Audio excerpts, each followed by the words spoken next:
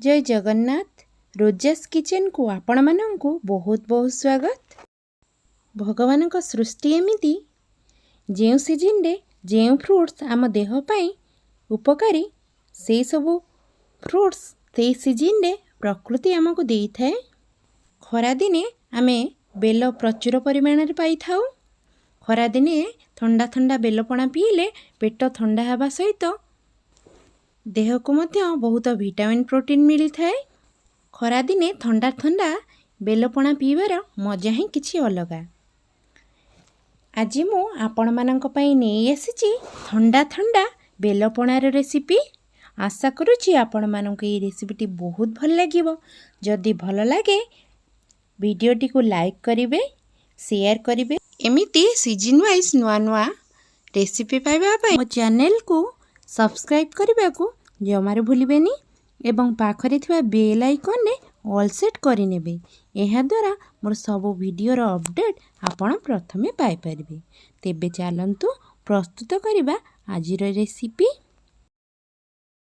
बेलपणा बनिबा पई मो एठी मो गार्डन रो गोटे पाचिला बेल आनिची। एहा को भल भाबरे वाश करि नेइची।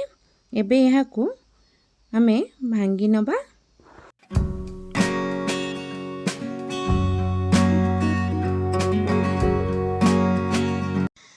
ए बेलटी गछरे पाची थिला। आपण सब बेले चेष्टा करिवे गछ पाचिला बेला नेबा पई। एहा द्वारा बेलपणाटी बहुत टेस्टी होता है। देखंतु बेलटी केते सुंदर देखा होची। बहुत भल भाबरे पाची आइची बेलटी। मते तो बहुत भल लागि थाए। आपण मानक भितरु केउ मानकु बेलपणा भल लगी थाए कमेंट बॉक्स रे मते निश्चित भाव जणेबे। बेलपणा बनेबा पई मो एठी एमती गोटे बाउल नै आइछि। एबे आमी एथिरे स्पून सहाय्य रे बेलर रस गुड़िक काढी नबा।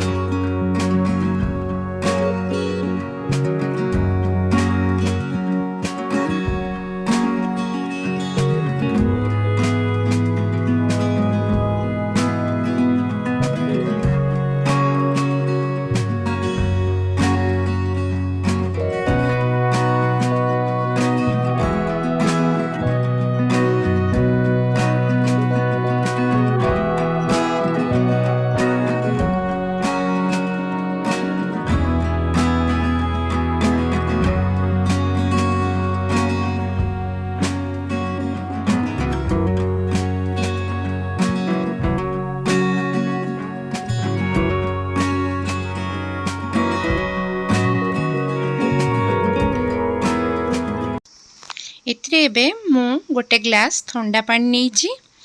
ठंडा पानी दे देबी। आपण चाहिले नॉर्मल वाटर मध्य यूज करि परिबे।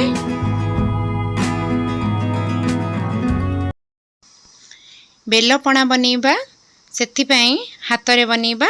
सेथि पई मु एठी हाथ को भल भाबरे वाश करि नेइची।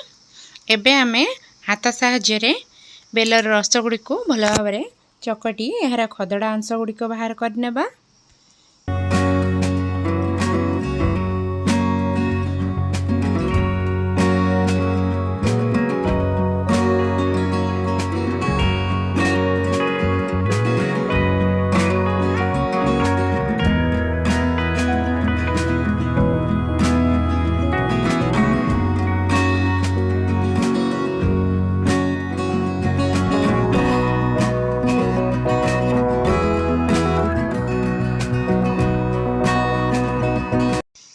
आमे भल भाबरे बेलर खदड़ा अंश और मंजी को एमती चिपुड़ी बाहर करनेबा। किछि भी रहिबनी जेमते नलना पीला बेले पाटी को बहुत खराब लगी थाए।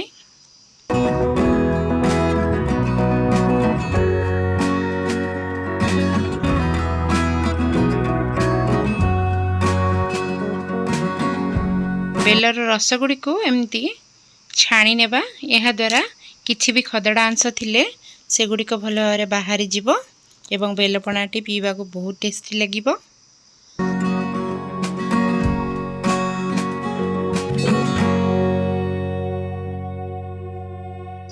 देखंतु बेलर जूस टी भल भाव छाणी हो जाइछि। एबे एथिरे हाफ बाउल चीनी नेइछि मु चीनी को दे देबा। आपण माने चाहिए चीनी को स्किप मध्य करि परिबे। एमिति भी बेल नेचुराली मिठा होता है।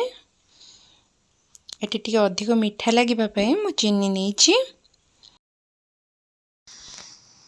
गोटे बाउल छेना नेइछि मोटी क्षीर छेना। आपण चाहिए दही छेना भी यूज करि परिबे।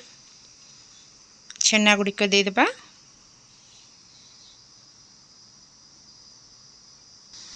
एठी गोटे बाउल नड़िया कोरा नेइछि। नड़िया कोरा को मध्य दे देबा।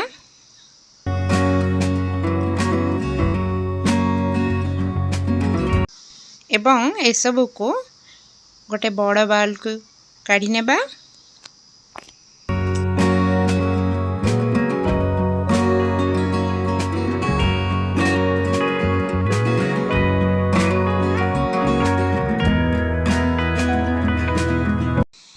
पणारे देबा पई मोठी दुईटी पाचिला कदली नेइछि।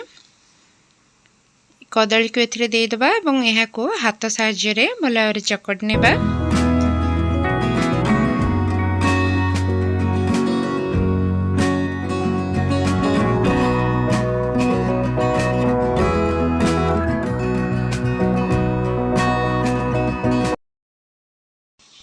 एबे ही पणारे हाफ स्पून गोलमर्च पाउडर दे देबा एवं ए सब को भल भाବରେ मिक्स करि नेबा।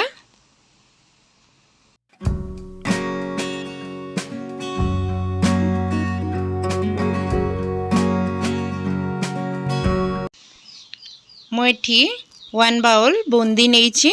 बूंदी को मध्य एथिरे दे देबा एवं ए सब को भल भाବରେ मिक्स करि नेबा। आउथरे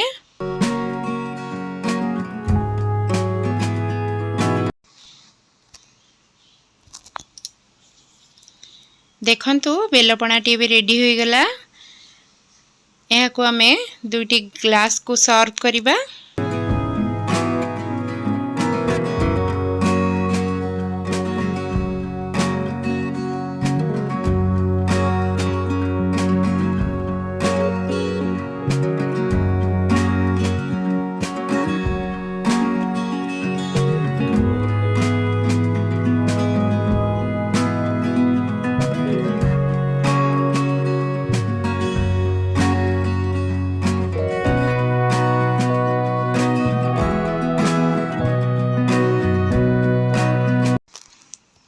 एवं ग्लास को भल भाବରେ गार्निश करनेबा।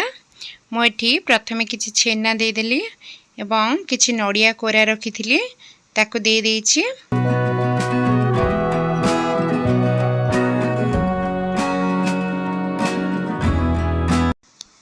किछि बूंदी दे देबा एवं किछि चेरी को एमती सजै नेबा। आपण आपणक स्टाइल रे सजै परिबे। आशा करूची आपण माननकु ए रेसिपी बहुत भल लागिथिबो। आपण माने ए रेसिपी को घरे एमिति ट्राई करंतु एवं आपणक अनुभव मो सहित कमेंट बॉक्स रे निश्चय शेयर करंतु। रहुछि देखाबो आ गोटे नुआ रेसिपी सहित नेक्स्ट वीडियो रे। धन्यवाद।